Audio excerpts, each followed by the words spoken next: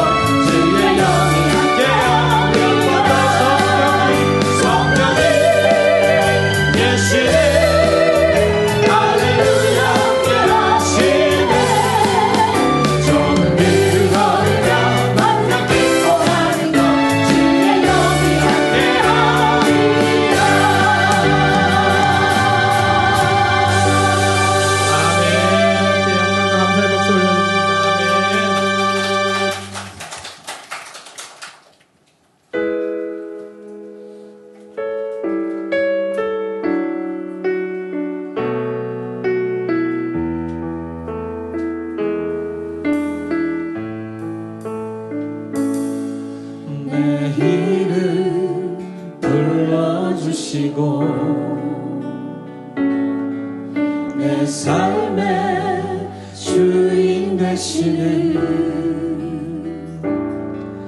내 맘에 노래 되시는 그는 크신 나의 예수님. 내 안의 모든 염려는 내 안의 모든 염려는 절실한 기도되리라. 답답한 현실 속에서 주만 온전히 바라봅니다.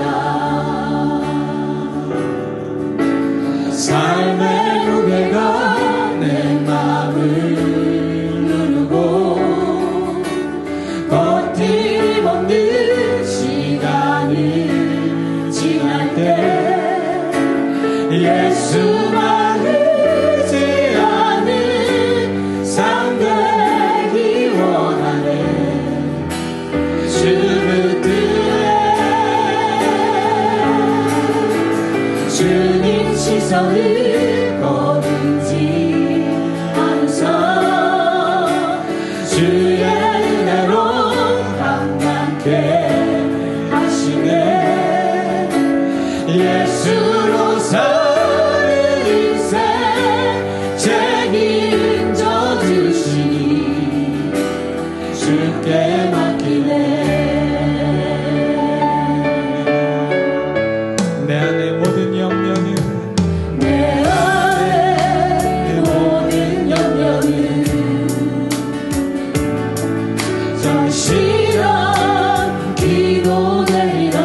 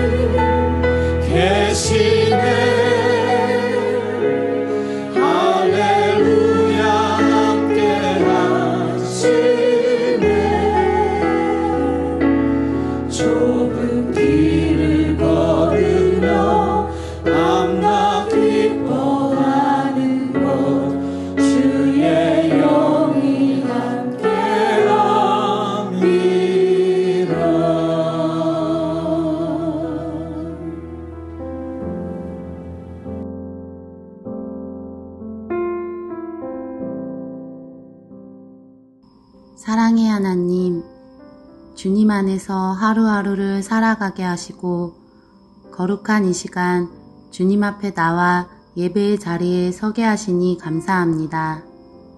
주님의 크신 사랑과 은혜에 마음 모아 찬양과 영광을 올려드립니다. 이 시간 우리의 마음이 온전히 주님께 향하고 주님을 찬양하기를 소망하며 기도합니다. 주님, 때로는 교만함으로 나태함과 게으름으로 죄를 짓고 시기와 질투로 마음으로 지었던 우리의 죄를 고백하며 회개합니다. 우리의 나약함을 잘 아시는 주님, 이 시간 다시금 주님 앞에 나아갑니다.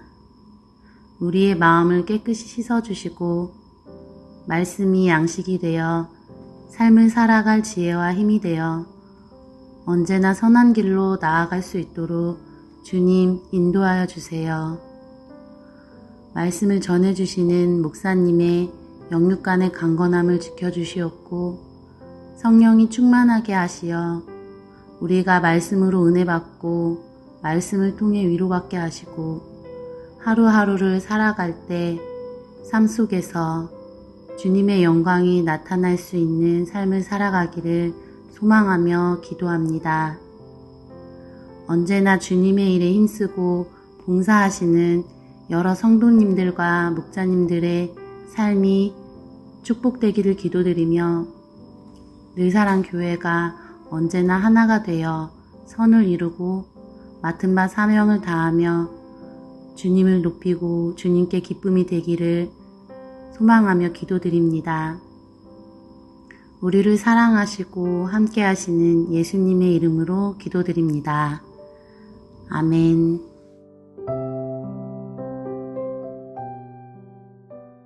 이 시간 다 같이 일어나셔서 하나님의 말씀 보겠습니다. 하나님 말씀은 출애굽기 16장 21절에서 36절까지 말씀입니다.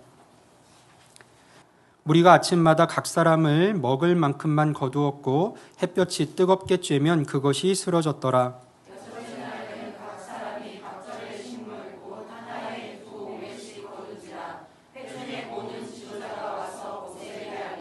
모세가 그들에게 이르되 여호와께서 이같이 말씀하셨느니라. 내일은 휴일이니 여호와께 거룩한 안식일이라. 너희가 구울 것은 굽고 삶을 것은 삶고 그 나머지는 다 너희를 위하여 아침까지 간수하라.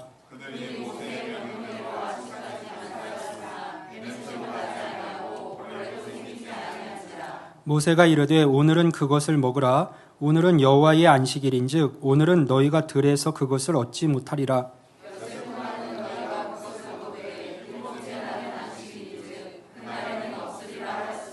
일곱째 날에 백성 중 어떤 사람들이 거두러 나갔다가 얻지 못하니라. 여호와께서 모세에게 이르시되 어느 때까지 너희가 내 계명과 내 율법을 지키지 아니하려느냐. 볼지어다 여호와가 너에게 안식일을 주므로 여섯째 날에는 이틀 양식을 너에게 주는 것이니 너희는 각기 처소에 있고 일곱째 날에는 아무도 그의 처소에서 나오지 말지니라.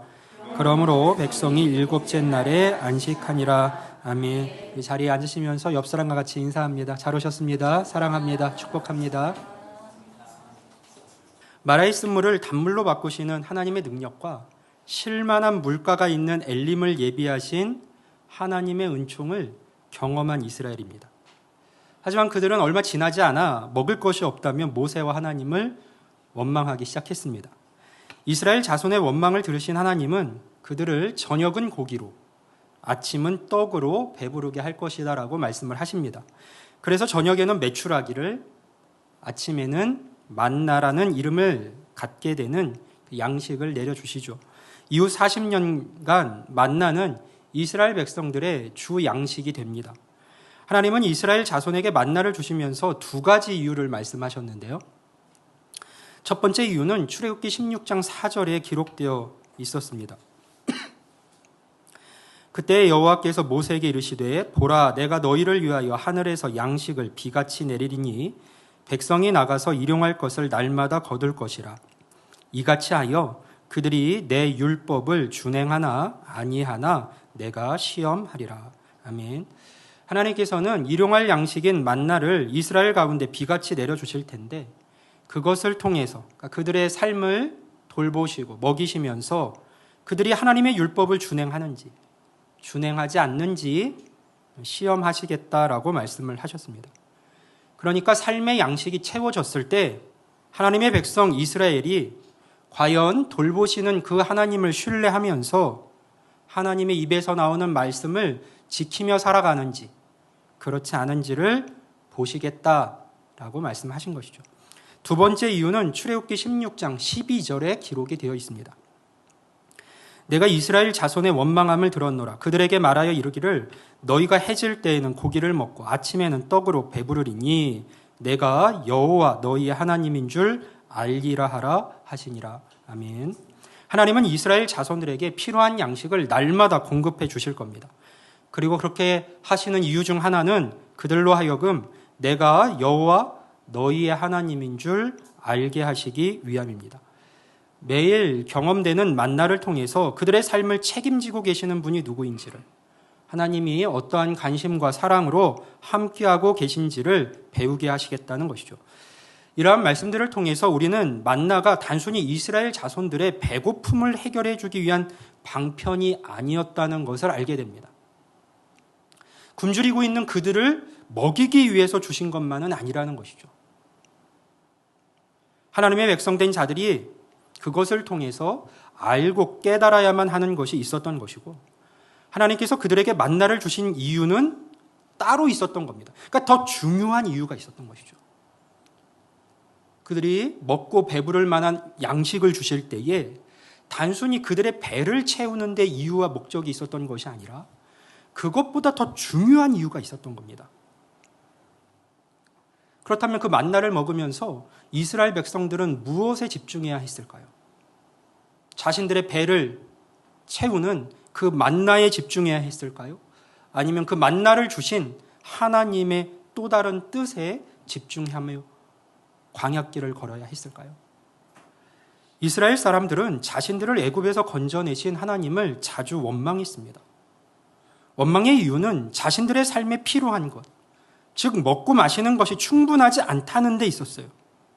하나님을 신뢰하며 감사와 평안으로 그분의 인도하심을 따르지 못하는 이유가 마땅히 자신들에게 있어야 할 것이 없기 때문이라고 그들은 생각했습니다. 그들의 논리는 물이 없으니, 내가 마실 물이 없으니 하나님을 원망할 수밖에 없고, 내게 먹을 것이 없으니 불평할 수밖에 없다라는 것이었어요. 그런 이들에게 하나님은 원망과 불평의 이유였던 그 양식을 공급해 주십니다. 단물을 공급해 주셨고 메추라기와 만나를 공급해 주십니다. 그리고 보시겠다는 것이죠. 필요가 채워지면 과연 너희가 하나님의 말씀과 계명을 비로소 지키는지 지키지 않는지를 보시겠다는 겁니다. 만약 이스라엘의 원망이 마실 것이 없고 먹을 것이 없는 데서 온 것이라면 그것들이 채워졌을 때에 이스라엘은 하나님에 대한 원망과 불평을 멈추어야 합니다. 채워주셨으니 이제는 기뻐하고 감사해야 합니다. 이제는 하나님의 말씀과 계명을 힘써 쫓는 삶을 살아야 합니다. 그런데 이후의 이스라엘의 모습을 보면 말씀에 순종하지 않는 것은 물론이거니와 그럼에도 불구하고 끊임없이 또 다른 이유로 하나님을 원망하고 그분 앞에서 불평하는 태도를 보입니다. 잠시 기뻐하고 놀라고 감사하지만 그들의 입에서 나오는 원망과 불평은 또다시 반복됩니다. 나중에는 하나님께서 일용할 양식으로 살게 하신, 먹게 하신 그 만나를 놓고 우리 마음이 이 하찮은 음식을 싫어하노라 라며 불평합니다. 꿀같이 단 그 만나를 접하면서 도대체 이것이 무엇인가 놀라며 감사했던 그들이 어느덧 그 만나를 바라보며 내 마음이 이 하찮은 음식을 싫어한다 라며 불평하는 것이죠. 하나님께서는 변함없는 은혜로 그들과 함께 하셨지만 이스라엘 자손들은 감사하지 않았습니다. 항상 더 많은 것을 원했고 주신 것에 대해 불만족스러워 했습니다. 이 경험을 통해 우리가 알 수 있는 것이 무엇입니까? 이스라엘이 하나님을 원망하며 그 앞에서 불평한 것은 삶의 피로가 채워지지 않았기 때문이 아니라는 사실이에요. 하나님의 말씀에 귀를 기울이고 그분의 말씀대로 살아가지 않는 것은 하나님께서 그들에게 은혜를 주시지 않아서가 아니었습니다. 그들이 하나님의 뜻에 관심이 없고 하나님을 신뢰하지 않았기 때문이었어요. 하나님이 주신 것들에 대해 감사하는 마음을 그들이 품지 않았기 때문이었습니다. 더 많이 가져야만 한다는 그 생각 속에, 더 많이 채우고자 하는 욕심 속에서 하나님보다 자기 손에 가진 것을, 세상의 것들을 그들이 더 사랑했기 때문이었습니다. 하나님은 이스라엘 자손들이 매일 주어지는 그 만나를 경험하면서 이 사실을 깨닫고 하나님께로 시선이 갈 수 있기를 바라셨습니다. 내 삶의 원망과 불평은 하나님께서 내 걸음을 인도하시지 않거나 내 삶의 은혜를 주시지 않아서가 아니구나. 하나님을 향한 믿음과 신뢰가 나에게 없기 때문이었구나. 내가 하나님과 그분의 뜻에 관심이 없고 내 안에 감사가 없기 때문이었구나. 도무지 만족이 없는 내 욕심 때문이었구나. 하나님이 아니라 내가 문제였구나. 이것을 깨닫게 될 때 비로소 이스라엘은 겸손히 하나님의 인도하심을 쫓을 수 있었습니다. 비로소 하나님이 주신 것들에 대해 감사할 수 있었습니다. 내 삶의 필요를 채우고 계신 그 하나님을 믿기에 주어진 것에 자족하며 안심하는 삶을 살 수 있었습니다. 그러면 삶의 관심이 달라집니다. 내가 무엇을 더 소유할 것인가가 아니라 내 삶을 인도하고 계시는 하나님께 두게 됩니다. 하나님의 말씀을 쫓아 살며 내 힘을 의지하기보다 그분의 도우심을 구하는 삶을 살게 됩니다. 하나님 안에서의 생명과 복은 바로 그런 자들이 누릴 수 있습니다. 이스라엘을 향한 하나님의 뜻이 신명기 8장 3절에 잘 나타나 있었죠. 우리 같이 한번 읽어볼까요? 신명기 8장 3절입니다. 시작.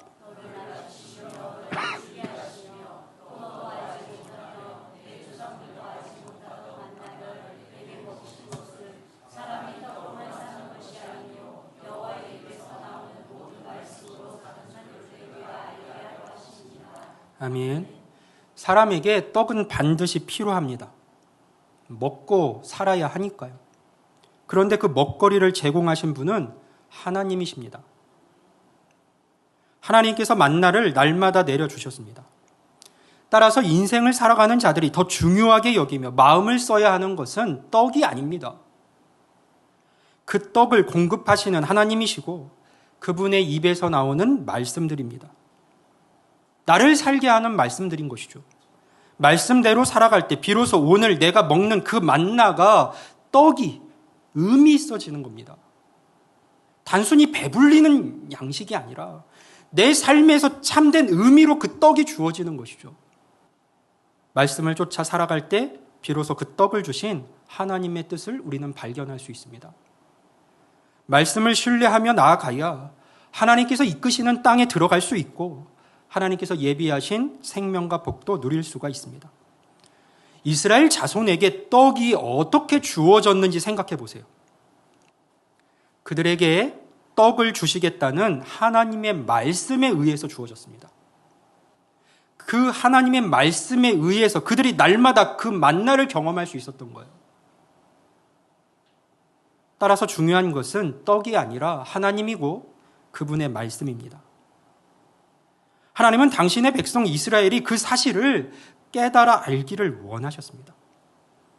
우리가 하나님 앞에서 즐거워하며 감사하는 삶을 살아가지 못한다면 그 이유는 하나님께서 우리의 삶의 필요를 채워주시지 않거나 은혜 주시지 않아서가 아닙니다. 여기 이렇게 우리 모두가 살아있고 또 살아가고 계시지 않습니까? 하나님께서 삶에 필요한 것들을 공급하시지 않았다면 우리는 지금 사실상 이 자리에 앉아 예배할 수 없는 자들입니다. 우리는 다 그분의 은혜와 돌보심을 힘입어 여기까지 왔습니다. 이 사실을 깨닫지 못하는 사람은 많이 가져도 하나님의 말씀대로 살아가지 않습니다. 삶의 피로가 채워진다 한들 하나님을 더 찾지도 않습니다. 감사도 없겠죠. 만족도 없을 겁니다. 또 다른 원망과 불평거리만 만들어낼 뿐입니다. 하나님이 아닌 다른 것을 더 선택하는 삶을 살아가겠죠. 없어서가 아닙니다. 하나님의 은혜를 기억하지 않고 하나님을 신뢰하지 않기 때문에 원망과 불평이 나오는 겁니다. 떡에 더 집중하기 때문에 인도하시는 하나님을 보지 못하는 겁니다. 떡으로만 산다고 생각하기에 여호와의 입에서 나오는 말씀을 무시하게 되는 겁니다. 세상의 것들을 하나님보다 더 사랑하고 하나님이 주신 것들을 하찮게 여기기 때문에 감사가 나오지 않는 겁니다. 하지만 우리는 사람이 떡으로만 사는 것이 아니요 여호와의 입에서 나오는 모든 말씀으로 사는 줄을 깨달아 알아야만 합니다. 그것이 바로 우리에게 만나를 주시는 하나님의 뜻입니다. 어떤 이들은 이렇게 물을 수 있습니다. 그러나 우리에게는 만나가 없지 않습니까? 하나님께서 내게도 날마다 만나를 허락하신다면 나도 욕심 부리지 않고 내 삶의 피로를 채우시는 그 하나님을 신뢰하면서 오늘 주신 것에 만족하는 삶을 살아갈 수 있겠습니다. 감사하겠습니다. 하지만 나는 힘써 끊임없이 일을 해야만 하고 그래야 먹고 살 수 있습니다. 하나님께서 내 삶을 책임지고 계신다는 것을 내가 어떻게 믿고 안심할 수 있습니까? 합당한 질문입니다. 그런데 사실 그 생각이 곧 이스라엘 백성들이 가지고 있었던 생각이었어요. 하나님께서 애굽에서부터 여기까지 그들의 삶을 인도하고 계셨지만 그들은 끊임없이 의심했습니다. 하나님을 시험하려고 했죠. 그분이 과연 나를 돌볼 수 있는 분인가? 그렇지 않은가를. 그래서 날마다 눈에 보이는 만나를 하나님이 내려주신 겁니다. 만나가 그들을 먹이기 위함이 아니라 그들을 시험하시고 떡이 아닌 여호와의 말씀이 더 중요함을 가르쳐 주시기 위했던 도구였음을 우리는 기억해야 합니다. 우리는 이스라엘 백성들이 직접 눈으로 보고 먹었던 만나는 보지 못합니다. 매일 아침 집 앞이나 안방 혹은 베란다에 만나가 내려있는 것도 아닙니다. 하지만 우리 역시 지금까지 굶지 않았습니다. 어떻게 먹을 수 있었습니까?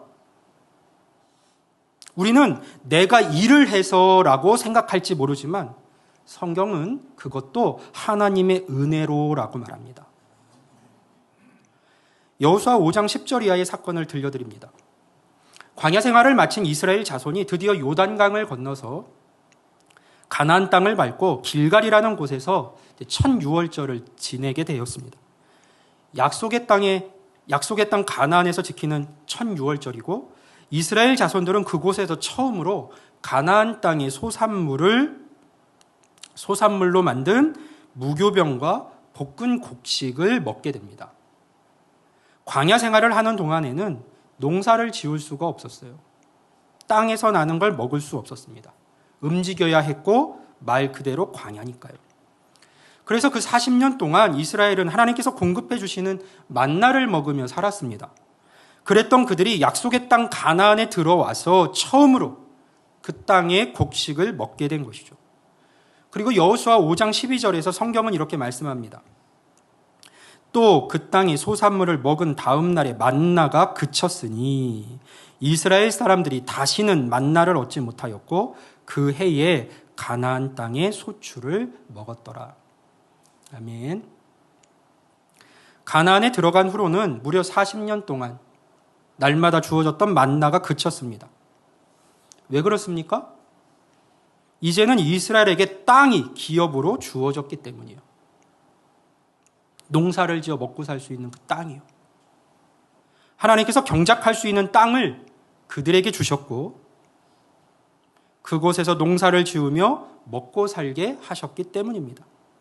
이제 이스라엘 자손들은 땅을 기경하고 농사를 지어 일용할 양식을 얻게 되었습니다. 그러니 이제 하나님의 은혜가 끝난 것이고 앞으로 먹고 사는 것은 그들이 스스로 땀 흘려 일한 결과인 것일까요? 신명기 11장 11절 이하에서 모세는 이스라엘 후손들에게 가나안 땅을 이렇게 소개하고 있는데요. 우리 11절부터 15절까지 말씀을 한 절씩 교독해 봅니다.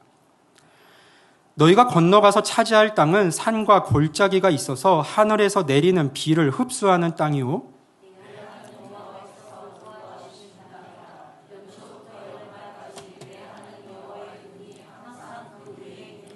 내가 오늘 너희에게 명하는 내 명령을 너희가 만일 청종하고 너희 하나님 여호와를 사랑하여 마음을 다하고 뜻을 다하여 섬기면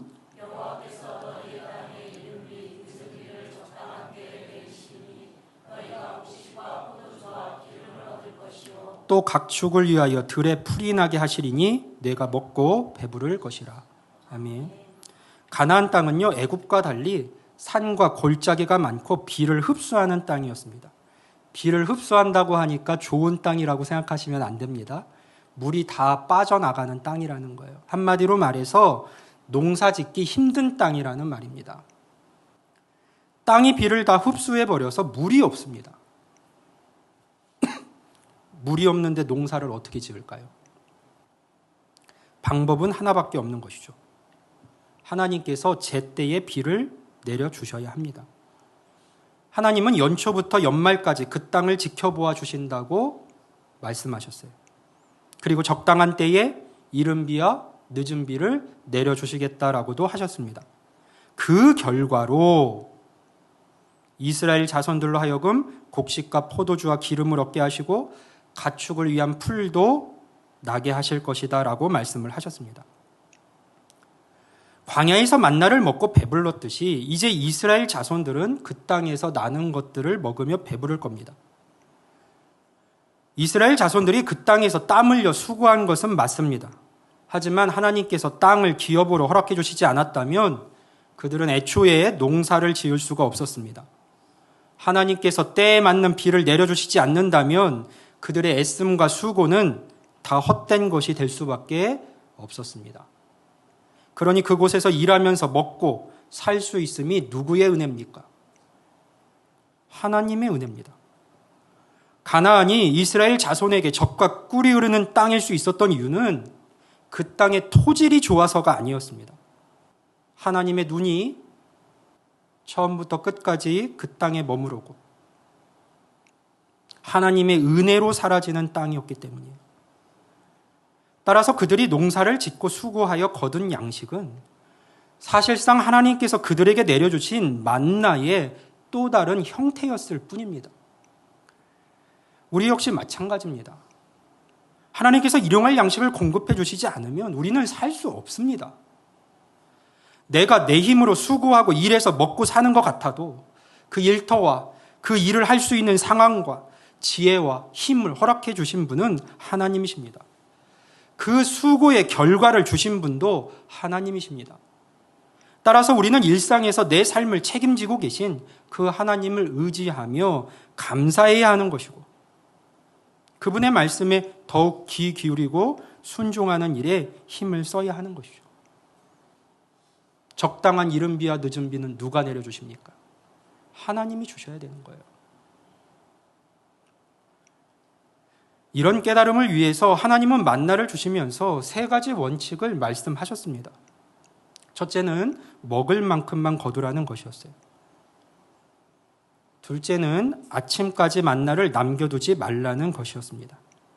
이 두 가지 원칙의 의미가 무엇인지는 이미 살펴보았고 오늘 본문에 나오는 세 번째 원칙은 일곱째 날인 안식일에는 거두러 나가지 말라입니다. 이스라엘 자손들은 매일 아침 각 사람이 먹을 만큼만 만나를 거두었습니다. 아침이면 만나가 온 지면에 내렸지만 햇볕이 뜨겁게 내리쬐면 다 쓰러져 없어졌습니다. 하지만 염려할 필요는 없었죠. 내일은 내일의 만나를 주실 것이니까요. 하나님의 돌보심이 내일도 이어진다는 뜻입니다. 다른 점은 여섯째 날에는 각 사람으로 하여금 이틀분의 만나를 거두게 하셨다는 것이죠. 한 사람이 먹는 하루의 양이 한 오멜이라면 2 오멜씩 거두게 한 겁니다. 그리고 모세는 이스라엘 자손들을 향해 이렇게 말합니다. 오늘 본문 23절 말씀을 같이 보면요. 우리 같이 읽어봅니다. 출애굽기 16장 23절입니다. 시작.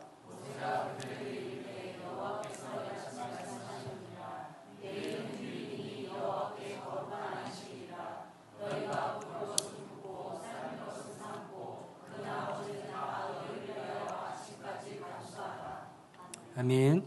평소와 달리 모세가 여섯째 날에 이틀분의 만나를 거두게 한 이유는 그 다음 날이 휴일로서 여호와께 거룩한 안식일이었기 때문입니다. 앞서 주어진 원칙은 먹을 만큼만 거두고 다음 날 아침까지 만나를 남겨두지 말라였어요.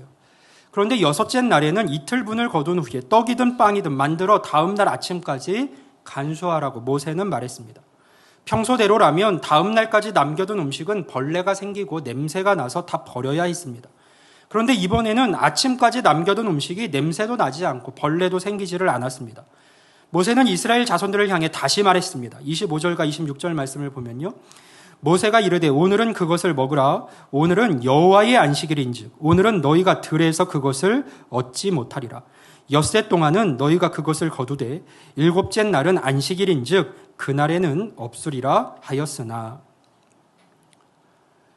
오늘은 여호와의 안식일이라 들에 나가도 만나를 얻을 수 없으니 너희는 어제 거두고 남겨둔 음식을 먹으라고 했습니다. 엿새 동안은 만나를 거둘 수 있지만 일곱째 날은 안식일이라 만나가 없을 것이기 때문입니다. 이 말씀에서 우리가 주의 깊게 살펴보아야 할 단어가 있습니다. 바로 여호와의 안식일이라는 표현이에요. 여호와의 안식일.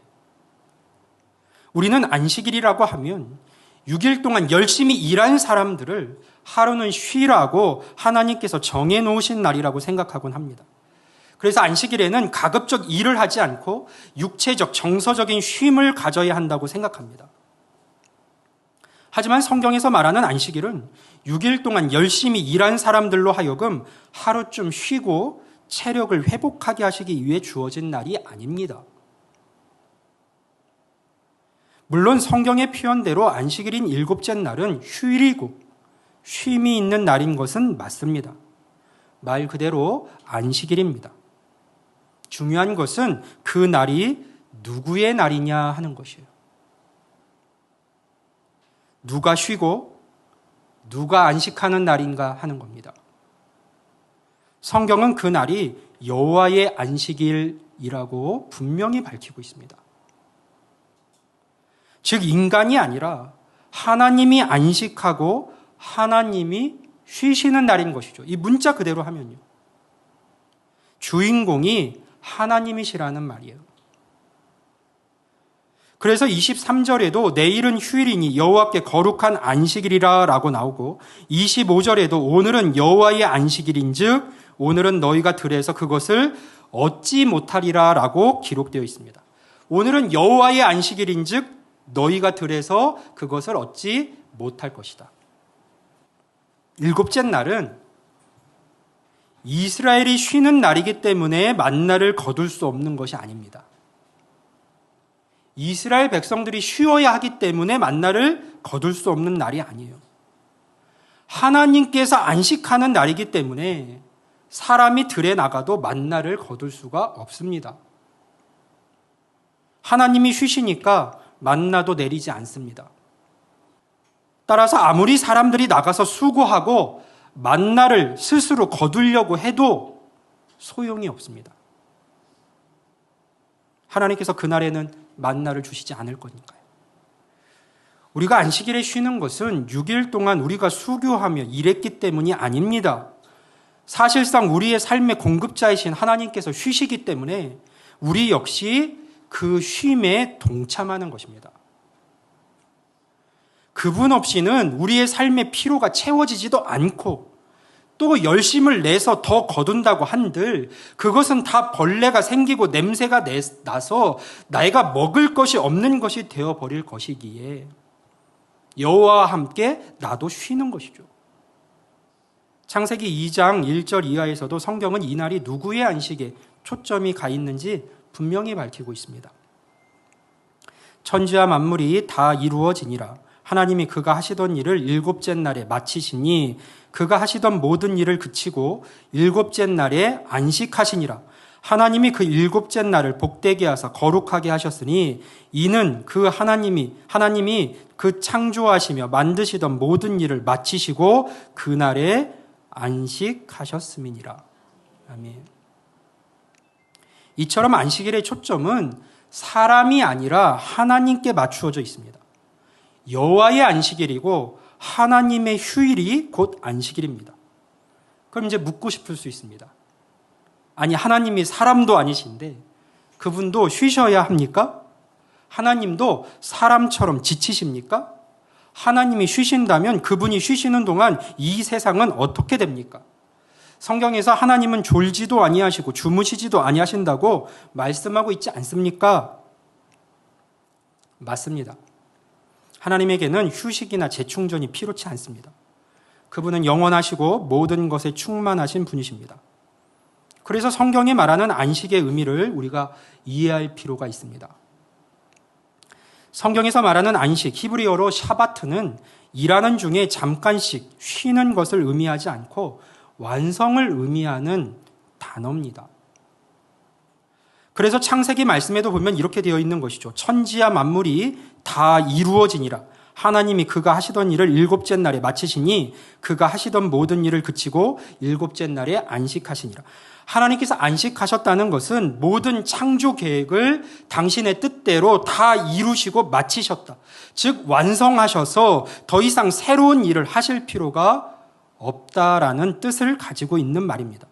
그래서 성경은 이 날을 휴일이자 여호와의 안식일이라고 표현하고 있는 것이죠. 그런데 오늘 본문 29절과 30절에 보면 이런 말씀이 나옵니다. 같이 읽어볼까요? 시작.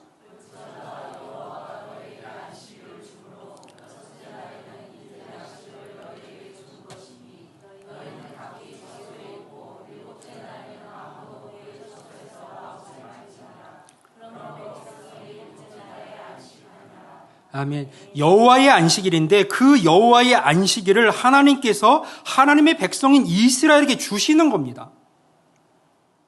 하나님의 안식일을 당신의 백성된 이스라엘 자손들에게 주시는 거예요. 여호와의 안식일이 여호와 하나님에게서 그치지 않고 하나님의 백성된 이스라엘에게까지 이어지는 것이죠. 하지만 변하지 않는 사실은 사람이 6일 동안 열심히 일했기 때문에 일곱째 날에 안식하는 것이 아니라 하나님께서 여섯째 날에는 이틀 양식을 주시고 일곱째 날에는 안식하시기 때문에 즉 필요한 것을 하나님께서 그들에게 다 주셨기 때문에 일곱째 날에는 사람도 안식할 수 있게 되었다는 겁니다. 하나님이 그들에게 필요한 것을 이미 다 주셨기 때문에 그들도 하나님과 함께 안식할 수 있게 된 것이죠. 그러니까 사람이 일곱째 날에 안식하는 이유는 내가 열심히 일했기 때문이 아니라 하나님이 일하시고 하나님이 모든 것을 채우셨기 때문에 사람은 그 하나님의 일하심, 그 하나님의 돌보심, 그 하나님의 은혜 아래에서 안식할 수 있게 된 겁니다. 하나님과 함께. 따라서 성경이 말하는 안식일은 6일 동안 내가 일하고 피곤한 인간이 하루쯤은 그냥 쉬어야 하겠다라면서 쉬는 날이 아니라 나를 위해 일하시고 내 인생을 책임지신 하나님의 은혜를 기억하며 하나님의 완성 안에 거하는 날. 그 은혜 안에서 쉼을 누리는 날. 그 하나님을 신뢰하기에 나도 기꺼이 그분 안에서 쉼을 누리는 날. 그 은혜를 누리며 감사와 평강의 자리에 서는 날이 곧 우리에게 주어진 안식일인 것이죠. 그래서 안식일에 있어 가장 중요한 지침 하나가 아무 일도 하지 말라입니다. 무조건적으로 사람을 쉬게 하시기 위해서 이 말씀을 하신 게 아니에요. 우리의 삶이라는 것이 열심히 일하며 내가 결과를 만들어내야만 살 수 있는 것이 아니라 하나님께서 내 삶을 돌보시며 책임져주고 계심을 분명히 깨닫고 알게 하시기 위해서 그 하나님께 집중하고 그 하나님의 은혜 아래에서 세상이 줄 수 없는 안식을 누리게 하시기 위해서 아무 일도 하지 말라고 말씀하신 것이죠. 예수님이 안식일이 사람을 위하여 있는 것이요 사람이 안식일을 위하여 있는 것이 아니니라고 말씀하신 이유가 거기에 있습니다. 그럼에도 불구하고 오늘 본문에 보면 안식일에도 혹시나 거둘 것이 없나 해서 들에 나갔던 사람들이 있습니다. 이 사람들 어떤 사람들이에요? 하나님이 내 삶을 돌보며 책임지고 계신다는 그 신뢰를 갖지 못한 사람들이에요. 내가 일해야만, 내 수고로 땀 흘려 그래야만 내가 먹고 살 수 있다라고 생각했던 사람입니다. 물론 그들은 아무것도 얻지 못했고 이 일로 인해서 하나님은 어느 때까지 너희가 내 계명과 내 율법을 지키지 아니하려느냐라고 물으시며 책망하셨어요. 너희가 어느 때까지 내 계명과 내 율법을 지키지 아니하겠느냐? 어느 때까지 나를 신뢰하지 못하겠느냐? 그걸 물으시는 것이죠. 하나님께서는 인간을 일하라고 창조하지 않으셨습니다. 일만 하다 죽으라고 창조하지 않으셨어요. 사람은 일을 하기 위해 창조된 존재들이 아닙니다. 하나님은 당신이 행하신 일 안에서 일하라고 창조하신 게 아니라 하나님은 당신이 행하신 일 안에서 사람이 안식하고 하나님과 교제하며 생명과 복을 누리게 하시기 위해서 사람을 지으셨습니다. 6일 동안 천지를 창조하시고 마지막 날 사람이 창조되었을 때 그가 해야 하는 일이 어디 있었습니까? 하나님이 다 만들어 놓으셨는데요. 따라서 우리는 안식일에 내 삶의 피로를 채우시는 하나님을 기억하며 그분을 기뻐하고 그분과 함께하며 그분의 은혜에 감사하는 시간을 지나야 합니다. 예배의 자리에 서고 하나님께 집중하는 시간을 가져야 합니다. 그럴 때 우리는 나를 위해 일하신 그 하나님 안에서 그분과 함께 안식할 수 있고 그분으로 인하여 안식할 수 있고 세상이 주는 것과 다른 평안을 누리는 삶을 살아갈 수 있는 것이죠. 안식일은 단순히 쉬는 날이 아니라 우리가 나의 열심이나 일의 결과로 살지 않고 하나님의 은혜로 사는 것임을 인정하며 고백하는 날입니다. 그렇게 우리의 삶을 하나님께 드리고 맡길 때 우리는 더욱 그 하나님의 돌보시는 은혜를 삶에서 발견하고 경험하며 더 깊은 안식의 자리로 들어갈 수가 있습니다. 하나님께서 내 삶을 돌보시며 책임져 주신다는 것을 아는 성도들은 세상 사람들과 다른 삶을 살아갈 수 있습니다. 염려와 불안한 가운데 모으기만 하다 끝나는 인생이 아니라 가진 것을 나누고 더 중요하고 가치 있는 일에 집중하는 삶을 살아갈 수 있습니다. 하나님 나라를 세우고 영원한 생명을 준비하며 더욱 영광에 중한 것을 쫓는 삶을 살아갈 수 있습니다. 오늘 나를 먹이신 하나님께서 내일도 먹이실 것을 알기에 약속의 땅을 허락하실 것을 알기에 생명과 복으로 채우실 것을 알기에 내 인생의 시간과 에너지를 썩어 없어질 것에 허비하지 않고 여호와 입에서 나오는 말씀을 쫓아 하나님을 기쁘시게 하는 그 삶을 살아갈 수 있습니다. 우리 이 시간 다 같이 여기까지 인도하신 하나님을 기억하며 하나님 안에서만 누릴 수 있는 그 참된 안식으로 나아가는 우리 모두가 될 수 있기를 주님의 이름으로 간절히 축원합니다. 아멘. 기도합니다. 기도하실 때 주신 말씀 기억하면서 우리 함께 기도합니다. 하나님께서 내 삶을 돌보시며 채우시며 여기까지 인도하신 것 그저 단순히 그거 먹고 배부르고 일하며 살아가라고 주신 거 아니에요. 여호와 입에서 나오는 그 말씀 앞에서 하나님 안에서 참된 안식을 누리는 삶을 살아가라고. 두려움과 원망과 불평이 아니라 기쁨과 감사의 삶을 살아가라고. 썩어 없어질 것들을 향한 삶이 아니라 영광에 중한 것들을 사모하는 삶을 살아가라고. 채워주신 겁니다. 먹고 마시는 것을 통해서 나는 무엇을 하며 살고 있습니까? 여호와의 안식일 그리고 그 안식에 동참되기를 원하시는 그 하나님의 마음을 품고 이 시간 하나님 앞에 우리의 마음을 드리며 기도하며 나갑니다. 하나님 내 안에 하나님으로 인한 기쁨과 참된 안식이 깃들게 해주십시오. 기도합니다.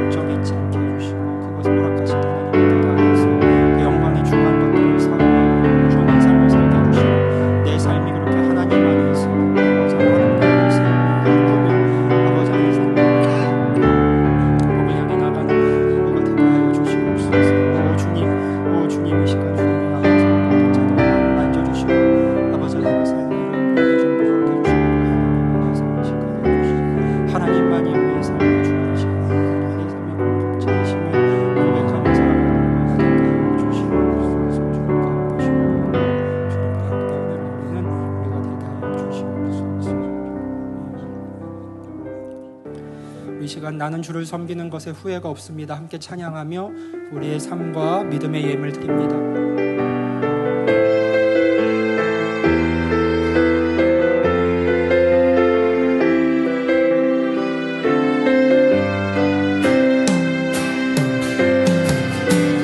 나의 평생에 가장 복된 일은 내가 예수님을 만난 것이라. 나의 평생에 가장 잘한 일은 내가 예수님을 주로 섬긴 것이라. 이 세상 살 동안 이 세상 살 동안 내가 걷는 길이 때론 험하여서 넘어질 때도 주의 강한 손이 나를 붙드시니 나는 예수님만 주로 섬기며 살니. 아멘. 같이 고백합니다. 나는 주를 섬기는 것에 후회가 없습니다. 내가 걸어온 모든 시간 다 주의 은혜니. 내가 걸어갈 모든 날도 주만 섬기며 살리. 오직 예수님을 부르며 살아가리. 다 같이 일어나셔서 고백합니다. 이것이 나의 간증이요 이것이 나의 찬송일세. 나서는 동안 끊임없이 그 주를 찬송하리로다. 이것이 나의 간증입니다.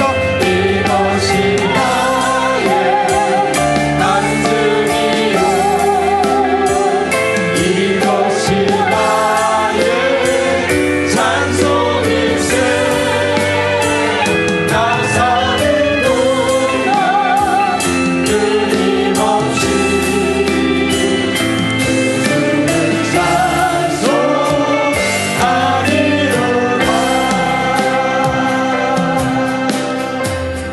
기도합니다.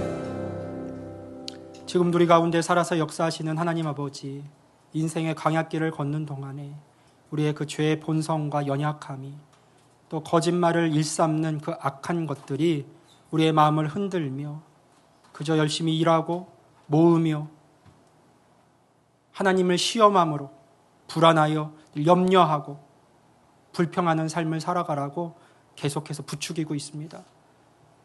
그런 삶을 살아갈 때 우리의 마음에 평강이 없고 안식이 없습니다. 그런 우리를 사랑하시고 귀하게 여기셔서 하나님 먼저 찾아와 주시고 날마다 일용할 양식을 채우시며 돌보심으로 우리를 향한 하나님의 사랑을 나타내 보여주시니 참 감사합니다. 하나님의 그 돌보시는 은혜와 인도하심을 바라보며 하나님의 안식 가운데 자녀된 자들이 거하기 원한다. 오늘 또 말씀해 주시니 감사합니다. 세상의 것들로 우리가 안식을 누리며 평강의 자리에 설 수 없음을 잘 압니다. 내 삶을 이끌고 계신 그 하나님을 바라보며 여기까지 인도하신 그 하나님을 신뢰하며 더 이상 두려워하거나 불안해하지 않게 하여 주시고 하나님의 안식 가운데 동참되어 하나님의 안식을 누리고 담대한 믿음과 아버지 하나님 우리를 먹이고 채우시는 그 하나님 안에서 단순히 그것에 집중하는 삶이 아니라 그것을 허락하신 하나님의 뜻을 생각하며 더 영광에 중한 것들을 바라며 열매 맺는 삶을 살아가는 우리 모두가 되게 하여 주옵소서. 그래서 우리가 찬양하며 고백한 것이 이것이 나의 간증입니다. 이것이 나의 찬송입니다. 여호와의 이름을 주의 이름을 부르며 살아가는 것이 나의 기쁨이고 감사의 고백입니다. 라고 선언하며 살아가는 우리 모두가 되게 하여 주옵소서. 그럼 믿음의 고백 가운데 오늘 기쁨과 감사로 예배드리고 우리의 인생이 나의 열심과 애씀으로 되어진 것이 아니라 하나님의 돌보심을 알기에 이 자리에 서서 함께 예배하며 우리의 믿음의 고백을 드렸습니다. 우리의 삶과 믿음의 예물로 드려진 고백 기쁘게 받아주시고 모든 서 있는 삶의 자리에서 하나님의 신뢰함으로 하나님의 안식 안에 거하고 하나님으로 인하여 안식하며 하나님께서 허락하신 그 안식을 누리며 살아가는 하나님의 아들, 딸들이 다 되게 하여 주옵소서.